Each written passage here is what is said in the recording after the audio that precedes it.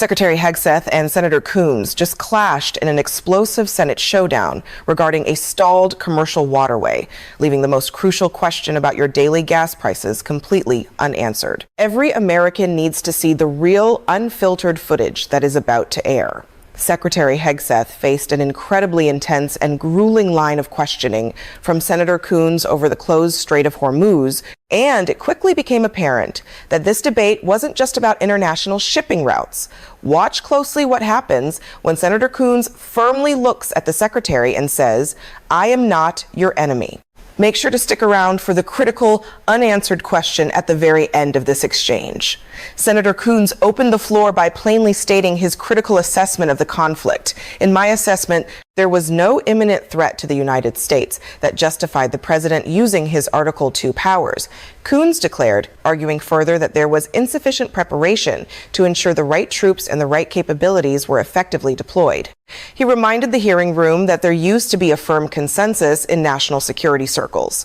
America, he argued, should only go to war when facing an imminent threat to national security, when all other diplomatic options have been completely exhausted, and when there are clear objectives alongside a concrete plan for how the conflict ends. Coons acknowledged that, as General Keane testified, the military was given 3 clear goals: sink the opposing navy, attack and destroy the ballistic missile launchers, and heavily degrade their defense industrial base. He conceded that the armed forces successfully accomplished those exact missions.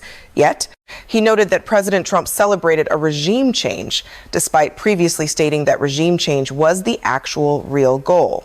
Furthermore, Coons pointed out that NATO allies had delivered crucial support.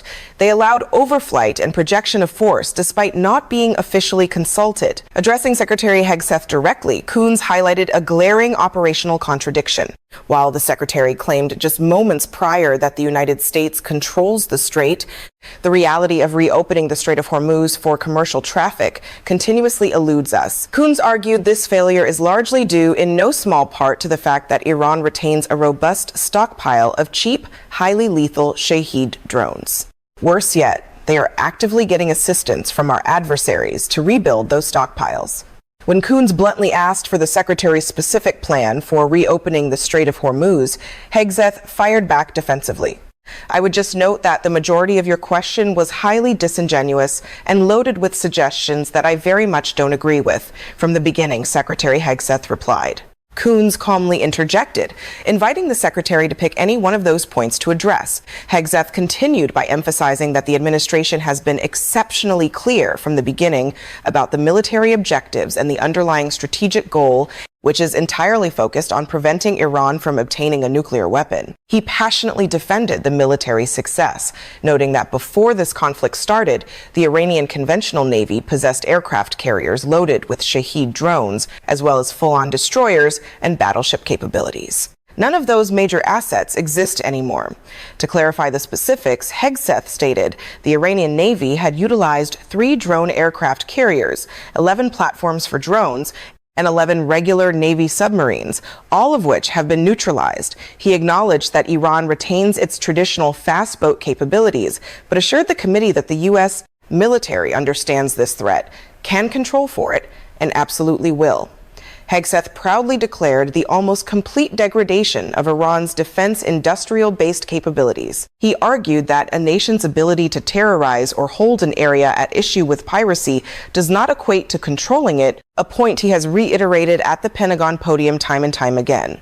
According to the secretary, the United States controls what goes in and out and controls whether or not it is necessary to restart conflict. The president holds that authority as well. This marked the beginning of the most intense part of the video. Despite securing operational goals and rendering naval capacities inoperable, the commercial waterway remained completely stalled, setting a notably heavy tone for the room. Senator Coons, however, was far from finished. Shifting away from operational summaries, Coons focused on the most serious question in the room: the real-world consequences. Hegseth maintained that the United States will manage where the situation goes in the future, severely limiting Iran's ability to set the tempo or respond to it. This dynamic, he argued, provides the president a vast array of options to ensure Iran never gets a nuclear weapon. Unconvinced, Coons pressed further, stating that the connection between Iran closing the Strait of Hormuz with fast boats and Shahed drones and the broadly shared strategic goal of preventing a usable nuclear weapon remained utterly unclear to him.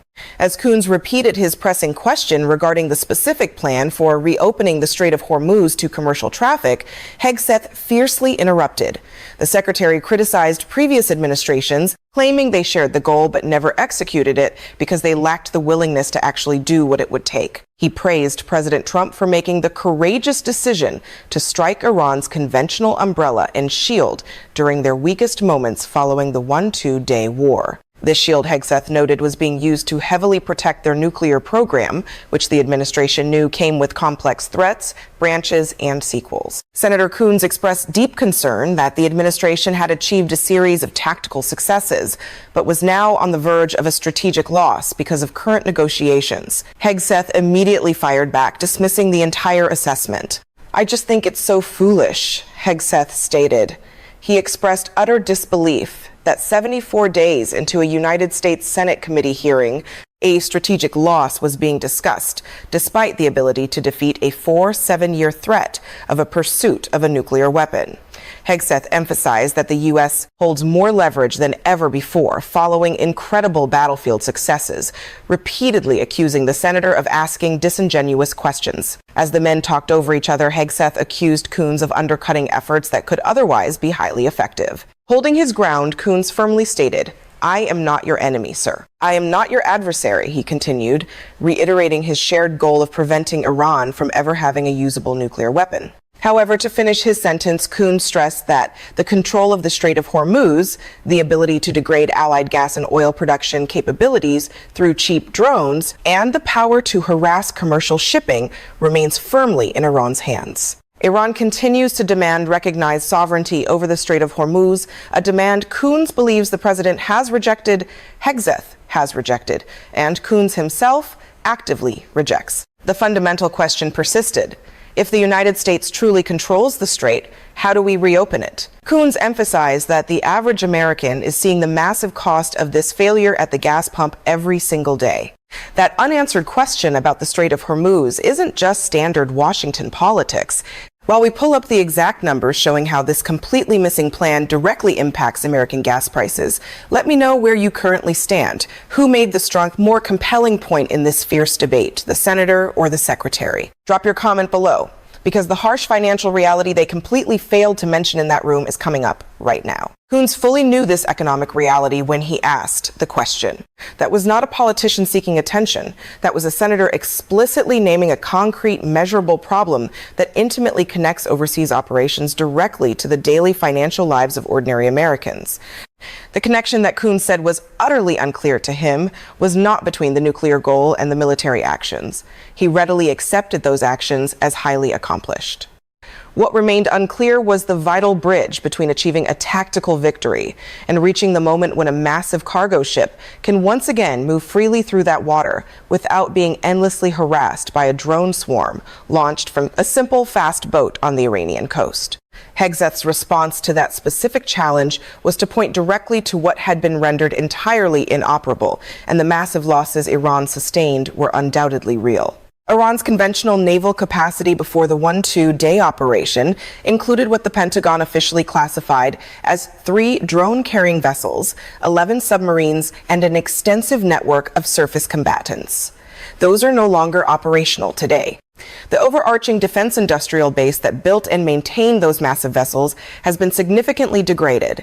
Hegseth was not wrong about any of those established facts. The problem Senator Coons was desperately pointing at is what currently remains. The Shahed drone is a highly effective, one-way aerial system. It is incredibly inexpensive to produce, extraordinarily easy to stockpile, and crucially, it does not require a massive destroyer or a submarine to launch. It can be rapidly deployed from a small vehicle, a basic coastal vessel, or even a fixed shoreline position. Iran has been aggressively manufacturing Shaheds since at least 2021, and reportedly does so at a blistering pace that makes attrition-based degradation extremely difficult to achieve.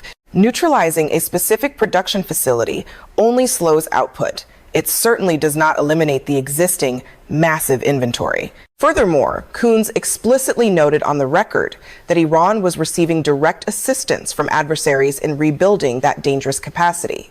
That is a direct, undeniable reference to Russian and Chinese technical material support, which has been heavily documented in open source intelligence reporting throughout all of 2024 and well into 2025. So here is the specific glaring gap Coons was circling. The U.S. military brilliantly rendered the large naval platforms inoperable, yet Iran still has the vast inventory and the fierce motivation to use it against vital commercial shipping. Fast boats operating from hidden coastal positions do not require a fully functioning navy. They simply require coastline, fuel, and operators. Iran has all three in abundance. That harsh reality is exactly what makes Hegseth's bold claim that the U.S. controls what goes in and out deeply complicated in actual practice. Control, in a strict military sense, means having the total ability to deny the adversary freedom of action. But preventing a rogue state actor from occasionally disrupting a massive tanker with an inexpensive disposable drone is an entirely different operational problem than disabling a large naval vessel. That critical distinction matters enormously, and it simply did not get resolved in the hearing room today. What also went entirely unresolved, and what the camera clearly captured in the intense rhythm of the exchange, was the palpable tension between two men who were not actually disagreeing on the overarching strategic goal. Hegseth said it clearly, preventing Iran from getting a nuclear weapon. Coons said it just as clearly. He thoroughly shares that goal. The deep disagreement was over whether the current moment, exactly 74 days into the operation, represented a position of genuine, lasting strength or a dangerous position of vulnerability dressed up as strength. Hegseth weaponized the word foolish to describe Coons raising the concept of strategic loss at this specific stage.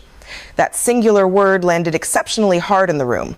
It is a word you do not often hear a high-ranking cabinet secretary direct at a sitting senator in a fully open hearing.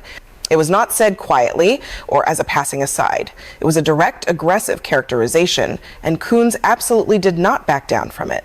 He firmly held his ground, repeated his vital question 3 separate times, and then delivered the exact sentence that became the massive headline. "I am not your enemy, sir." That line was not just a clever rhetorical move, it was a profound correction. Hegseth had aggressively described Coons's questions as disingenuous at the very start of the exchange, long before a single factual dispute had even been established. He later doubled down, saying the questions were cloaked in disingenuous framing and that raising any doubts about the operation's strategic direction was exactly how you undercut efforts that could otherwise be very effective. The implication was overwhelmingly clear. A senator asking hard, necessary questions about the Strait of Hormuz was somehow causing damage to the military mission. Coons wholly rejected that dangerous framing directly and by name. He was not willing to let the vital hearing close with that damaging characterization standing unchallenged. The core reason that specific moment carried significantly more weight than most routine Senate hearing exchanges is that it was not partisan in the ordinary political sense. Coons was not maliciously challenging the military operation itself. He eagerly acknowledged the operational results explicitly, multiple times on the official record. He emphatically said correct when Hegseth listed exactly what had been rendered inoperable. He was not trying to endlessly relitigate the past decision to act. He was simply asking what happens next. The tactical success versus strategic question framework he expertly offered is absolutely not a partisan talking point. It is a foundational, standard framework in military doctrine going back decades. The critical distinction between achieving operational objectives and achieving long-term strategic objectives is deeply taught at every single level of professional military education. General McChrystal famously used it in Afghanistan. The Baker-Hamilton Commission extensively used it in Iraq.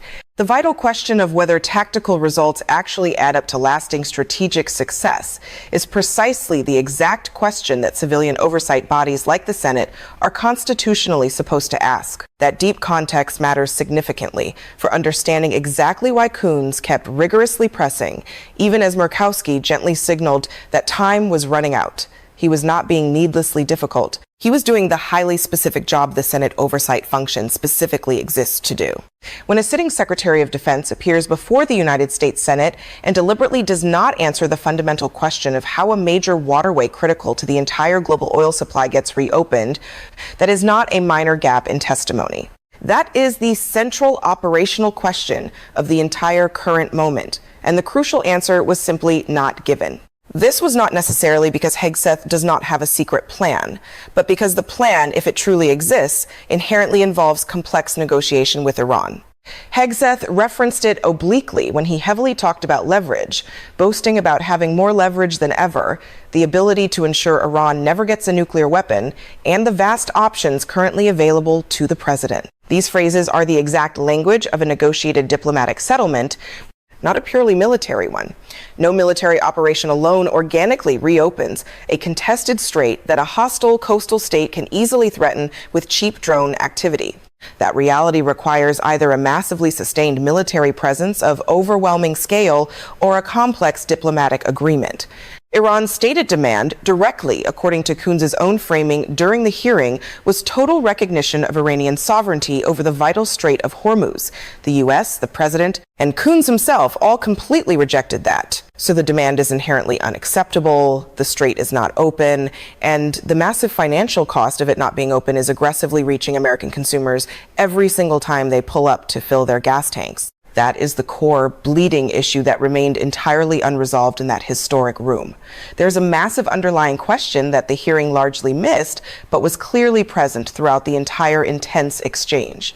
If the military objectives have been successfully achieved and the leverage is at its absolute maximum, then the next move is either highly diplomatic or it is another dangerous phase of escalating tension. Hegseth's carefully chosen language suggested the former without quite saying so directly. Coons' deep concern suggests the latter without quite predicting it fully. Neither man was ultimately willing to say, on the official record, what the actual next chapter truly looks like. That heavy, lingering ambiguity is the absolute most consequential thing to come out of this entire exchange. It is not the petty argument over who controls the strait, not the pedantic terminology dispute over drone aircraft carriers versus launch platforms for drones, and not even the incredibly sharp exchange over whether questioning a military operation 74 days in constitutes fatally undermining it. The truly consequential thing is that a United States senator directly asked the Secretary of Defense in an open public hearing for the exact plan to reopen one of the world's most important maritime choke points, and the answer was simply not provided. This heavily unresolved issue will continually impact future hearings, global markets, and complex international relations for the foreseeable future.